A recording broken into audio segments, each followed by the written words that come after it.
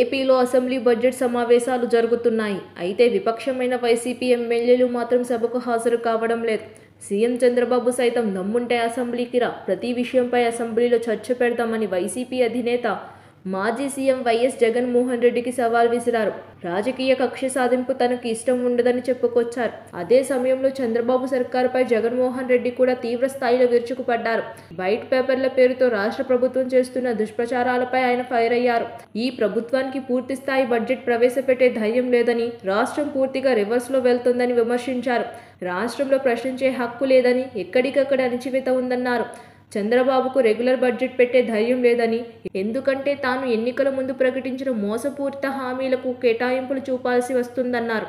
అదే సమయంలో అసెంబ్లీ సమావేశాలపై కీలక వ్యాఖ్యలు చేశారు. ప్రతిపక్ష నాయకుడిని ఎందుకు గుర్తించడం లేదు అంటూ విమర్శించారు.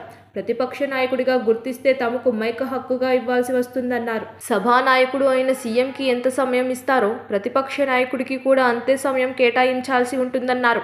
మాకు అవకాశం ఇస్తే ప్రజల పక్షాన ప్రభుత్వాన్ని నిలదీస్తామని ప్రతిపక్ష నేత హోదా ఇవ్వడం లేదని ధ్వజమెత్తారు.